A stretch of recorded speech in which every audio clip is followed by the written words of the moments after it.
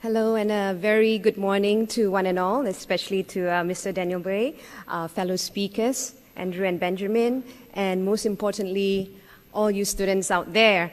I know that you'll be sitting for midterm next week, so I'm really happy that you are taking some time to just get some inspiration, hopefully from today's talk.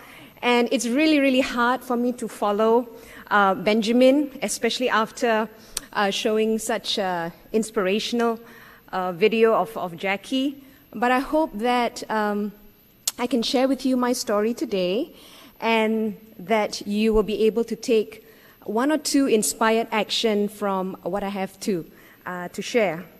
I think you're such a privileged group of students because you have the entire school and the entire nation rooting for you as you build and craft the future that you want for yourself, to be an entrepreneur. And all you have to do right now is to have a dream, and you can build your future life by creating a product or a service that's going to help them meet the needs of so many people out there. I remember when I was back in school, when I was 17 and 18, I was not from Temasek Poly. Unfortunately, I was from Temasek Junior College, so I hope there's some resemblance or something in common about us. And the option available to me was very limited. Success at that time means that when you step out of school, you either become a lawyer, a doctor, a banker, an engineer, a teacher, and not many of my peers ever spoke about becoming an entrepreneur. And that was many years ago. If Andrew feels that you are old, sharing your age, still under 30, you can try and backtrack the kind of age that I'm in right now. To us, it was just a goal. To become an entrepreneur was just a goal that seemed very unattainable, and something reserved for the very old, like myself right now, or something that we could only venture into once we retire. So it would be unthinkable to start off your career by being an entrepreneur. But look at how times have changed, and that soon, in a few years' time, you will be stepping out into the working world, and the first job that you'll ever have is to be a business owner. So soon after I graduated from the National University of Singapore with a bachelor's degree in political science, specializing in international relations, I landed myself a job as a journalist. I did both print and broadcast journalism, but stayed longer in broadcast because of the opportunity to be the news anchor of a regional television station that was setting up at that time, which is currently known as Channel News Asia. And that was back in the year 2000. Some of you were still in school, right? So I was already working. And it was a glamorous job with a lot of perks. And the fact that you're on a regional television station recognized by so many people, it brought with it a lot of fame that once you have it, it's going to be very difficult for you to let go. And that's why my parents were in a state of total shock and disbelief when I told them that I was leaving my life as a news anchor to be in business for myself when I had my first child. And that was in the year I wanted to leave in the year 2003, and that's because I had just given birth to a child that was born prematurely. So I had my priorities changed. As a mother, you will know later that priorities will immediately change and career will somehow take a back seat when you have to take care of a newborn that needs the most of your attention. So they thought that, my parents thought that I was crazy to leave the comfort of such a job to seek something that's unstable, uncertain, unpredictable, and completely unbelievable, to be a matchmaker. Right? On July 19, 2004, I started my It's Just Lunch business in Raffles Place. And for those of you who may not know this, it's a personalized dating and matchmaking services for catering for successful, busy professionals. Since then, my business has grown to about 12,000 clients, and I'm operating my business around the region. And it was a business that was almost unheard of 10 years ago, especially when the government-backed matchmaking agency, the Social Development Unit, was my biggest competitor. But to be placed on the cover of a magazine that is supported by the government, it's called Marriage Central last year, could be seen as one of the highlights of my career. To be validated that I have done something good for the community and to be held up as a role model was a huge honor. And since starting the business, I have also won Entrepreneur of the Year. And just 2 weeks ago, I was given the recognition as Singapore's top 10 most inspiring businesswoman by a Malaysian publication called Top 10 of Asia. These accolades were fun to receive, and many would assume that they know 3 things about me. Firstly, probably that I was born with a silver spoon. Secondly, that I probably had a rich husband to fund my dreams. Or thirdly, that I had both. Truth of the matter is, I'm the 9th child of 10 siblings, born to a lorry driver father and a housewife mom. To pay for my O-level fees, okay, let me tell you when, in 1988. Any one of you were born? You were already, great. Okay, to pay for my O-level fees in 1988, I decided that it was not going to come from my father's meager income of $275. So I knew I had to work, and I always remember the first job that I had, 7-Eleven. And this was a job that I did when I was 16 years old. I was paid $2 an hour, and I knew I had to work for quite a while before I could get $180 to pay for my O-level fees. But that was a defining moment for me. I think every entrepreneur would have a turning point or a defining moment. And I think working for 7-Eleven was the defining moment that instilled in me the discipline of sacrifice and hard work. While my friends were having fun, going for tea dances, hanging out at McDonald's after school, I went straight to work. And to earn $4 an hour, I even volunteered to do the night shift at the weekend. So fast forward a few decades from that starting point in my life, I now run 3 companies around the region, and It's Just Lunch is generating seven-figure revenue that would not have been possible if I wasn't first introduced to the fact that I must learn to work for my dreams. At 16, I didn't know that what I was going to be when I grew up. But I knew that with access to education, I was going to break free from the cycle of poverty and the lack in my life. And looking back, I have drawn 7 lessons that could be attributed to where I am today. So firstly, it's the belief. Growing up with very little, I have always wondered what it was like if one day I can live my life out of mediocrity and poverty. I loved to read the rags to riches story and admired people who were very successful. And the more I read, the more I realized that these successful people have one thing in common, and they have an unshakable belief that they can be successful in whatever fields they chose to be. We are not born with a specific beliefs. It is a skill that is taught by our parents, our peers, our environments, our observation of the things around us, and what we choose to read. When I chose to venture into this unknown world of entrepreneurship, I had so many well-meaning people who discouraged me from pursuing this route. It is understandable for my parents, who were lowly educated, to think that there's a huge element of risk involved in starting a business, and they wanted to plant the belief that what I had was already good enough.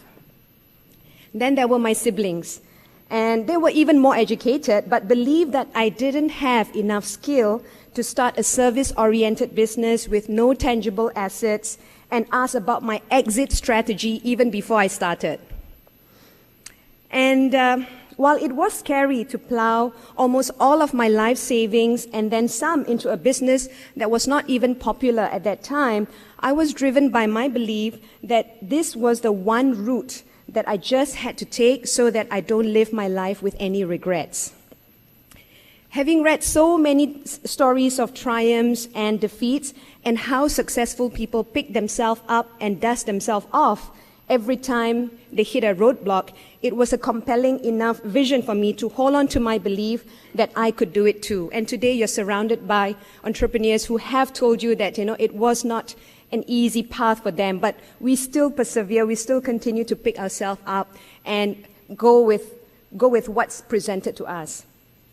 So the next thing that I think is important that I've learned is to have a curious mindset. To be an entrepreneur, you have to have a curious mindset. And what do I mean by that? Being trained as a journalist, I was naturally curious. And how things get done, how people overcome lots of obstacles in their life to achieve great heights in their lives. And as they say, success leaves clues. I was always questioning, and I was always curious behind the mindset of so many of these people that I was already interviewing. And I would never be in the presence of anybody without trying to figure out what's their story and how they got there. It's always very interesting for me. I've always been a very people person, and I believe everybody has a story to tell. So I love listening to people's stories of struggles because as humans, we generally don't believe in the success unless we first believe in the struggles. A curious mindset keeps us open to possibilities, and as entrepreneurs, we are always creating. So if you're curious about how things are done, how things can be done better and more efficiently, you'll always have new businesses to create or new services to offer to deepen your product offerings. Next is to choose positive people with a can-do attitude. I'm personally and actively involved in the recruitment of my staff, and boy, have I made so many recruitment mistakes. Part of running a small company is the fact that sometimes you have to deal with a lot of staffing issue. Agree with me? At times when driving sales was topmost in my priority, I didn't put much emphasis on the recruitment process. As a result, I ended up hiring people who was available immediately, rather than hiring people who are the right fit for the job. I have learned that having someone with a positive attitude will do much more to my business than having someone who has the right qualification or the right experience. And this is not to say that, you shouldn't pursue to get your qualification. What I'm saying is when they come to me with the right qualification, it's not necessarily the thing that I look out for when I want to hire new staff for my company. Attitude is something that I cannot mold, whereas a skill is something that I can train. I look out for, and for your benefit, when I'm hiring, I look out for a well-written resume with the right salutation, not, "Hey Anisa, how are you?" I think that's too, you're just assuming that you already know what's going on. And when I do a tele-interview, I listen to how the candidates speak, and if he or she would be able to represent my company and my company's brand. And then there's punctuality, appropriate dressing, and a follow-up thank you note or follow-up thank you email. Those are things that business owners look out for. And I think you should too when you become a business owner. Having positive people with a can-do attitude gives a lot more mileage to my business than having experienced people who think that they know it all or they refuse to be rule compliant. I had this one delightful lady. She was a Poly graduate, not from Temasek Poly though, who worked with me as a sales consultant for more than 5 years, and I nurtured and groomed her to be a high income earner in my organization. But when her positive attitude changed to a diva-like behavior, coming in late for work and start being disruptive to the workflow despite being constantly counseled, I have to make the decision to let her go. So these are some of the things that I have learned as an entrepreneur, is that we need real people who want to do real work to work with us. The next thing that I feel is important when you become a business owner is you need to learn to get yourself out of the equation. And what do I mean by that? Part of growing a business is when you have to start adding people to your team. In order to have a successful business, you have to be prepared to get yourself out of the way and start focusing on your team and and in turn, they will start taking care of your clients. Too often, the portrayal of a boss is someone who drives a luxury car, sits in his or her office and barking instructions or orders. Well, the last I checked, there aren't many bosses like that around anymore, because at least the ones who really care for their team are the ones who are forefront, working alongside with their people, getting down and dirty deep in the trenches, motivating, training and cheering their team so that they don't have to take the brunt of the discomfort that comes with being in business. So when things go awry, it's not your people who will take the heat, rather it's the bosses, the entrepreneurs themselves. Well, since I have spent 10 years in this people-oriented business, I discovered that the more I invest in my people and building my relationships with my client, the more the business grows exponentially. The business will take care of itself when you first take care of your people. Next is to work on your strength and outsource your weakness. When I started this business, I knew that I had to be in the people-oriented business simply because I knew that my strengths lie in communication and interacting with people. Being a matchmaker was already a natural extension for me because as a journalist, we were already trained to pry into people's lives and be intrusive so that we can get an exclusive, right? So in this case, I get to learn about people's lives and now be paid for it. But the point about being an entrepreneur of a small company is that you don't just get to do the fun stuff. Okay, there's recruitment, there's payroll, there's customer service, there's administration, there's sales, there's marketing, there's strategy planning, online campaign, PPC, analytics, and the list goes on and on and on.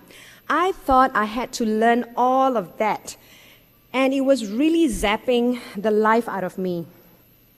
I was getting ahead of myself, thinking that I needed all of that to be successful in my business. But I learned that in the end, I needed to work on only one thing first. And once I got this down to pat, I could breathe a little bit more easily and outsource the rest of the skills that I don't think I have. And the first thing that I learned that I must do as an entrepreneur is to be able to do sales. It is the lifeblood of any business, and when I learned that sales is not just about selling, but about understanding the benefits that we bring to our customers' lives and how we are solving their problems, then doing sales is an interesting experience and a valuable skill to have. Sales is like fuel to your business machinery. When there's fuel, the business takes a life of its own. As up-and-coming business owners, it's critical that you learn to acquire this skill and make it part of your strength that you cannot do without. Next is to continue to learn. I highly encourage you to get this book. It's called The Outliers by Malcolm Gladwell. Some of you may already know about this book. And it states that the story of success for most people actually go beyond the usual characteristics of having intelligence and ambition. He explains what the Beatles and Bill Gates have in common, why Asians thrive in math, and the hidden advantages of the super athletes. Researchers have found that anyone can be an expert in their chosen field if they just spend a minimum of 10,000 hours working on their specific skill. And this is where you have the greatest advantage. Let's say you practice a skill for 2 hours a day, every day of the year, without fail. Can that be done? No? Okay, let's just say, this is just a hypothetical scenario. Okay, and follow me on this. Let's just say you start today practicing 2 hours a day of any skill that you want to acquire. And it'll just take a little bit, about 14 years from now, for practicing 2 hours a day, for you to become an expert in your field. So let's say you're 19 today. By the time you're 33, and I know it doesn't sound sexy, right? 33. I know you have to wait that long to be successful. But I'm not just saying successful. I'm talking about a skill that you can have that nobody else would have, and that would position you as the top 1% of the people who are in your industry. So by 33, you are way ahead of so many of your peers in your chosen field because you have made the decision today to practice for at least 10,000 hours for the next 13 and a half to 14 years. Finally, get yourself a mentor. The fastest way to get to where you want to go is to learn from someone who's already been there before you. I was fortunate that the founder of It's Just Lunch in the US was prepared to mentor and guide me in the early stages of starting my business. Since I was the first international franchisee to bring this revolutionary concept out of the US and into Singapore, she was just as eager to make this work. It was not a formal arrangement in any way, but I have found that with a mentor, she helped me to, and I break it down that way, to map out my journey. M for mapping out. She knows what has worked and what hasn't worked in the business before, and she was like giving me a roadmap to use every time I think I have hit a roadblock or a bump or taken a wrong turn, and to help me to meet with my challenges better. Okay? Having a mentor is like having a personal GPS. You must decide what you want, where you want to go, that means your destination, and once you have determined your path, the GPS will show you the fastest route, the scenic route, or the fuel-efficient route to get to your destination. But you must first decide on your destination. E is somebody, as a mentor, she can enlighten, or he can enlighten and expand based on their own experience. We can never claim that we know everything. Be willing to learn from other people's experience, but be selective about whose experience you want to incorporate into your life. N is to navigate through challenging times. And as both speakers have mentioned earlier, trust me, there will be more valleys than peaks when you become a business owner. There will be more days when you'll question yourself, what am I doing? Have I done the right thing for me? Am I crazy to do this? How can this be happening to me, and who can I trust? There will be days when you feel completely lost. And sometimes, the phrase, being lonely at the top holds true as well. You just don't have that many people to turn to when you're running your business. So having a mentor will be helpful to help you get to where you want faster. Okay? T is to teach you how to work the rope and transform your life. A mentor in business, it's important that you learn the ropes to get better at what you're doing. You'll be surprised at how so many people are out there willing to share with you what they know, or sometimes, you need to make the investment to go for seminars and workshops to learn the best practices of how the best of the best are doing it in their chosen field. O is a mentor would help you open possibilities through ideas and network. When you have a mentor, you need to observe how they think, how they speak, and behave, especially in times of crisis. They also have a wide network of contact that they can easily tap into every time a new opportunity emerges. Having someone like that in your circle can certainly help open many doors of opportunities for you. And finally, R. R is a mentor who helps to remind you that you can repeat your success. Okay, sometimes entrepreneurs get overwhelmed by the sheer amount of work that they have to do, and having a mentor makes one feel confident that you don't have to do it all at the same time. A mentor usually tells you that they are never seeking perfection, rather they are always looking for progress.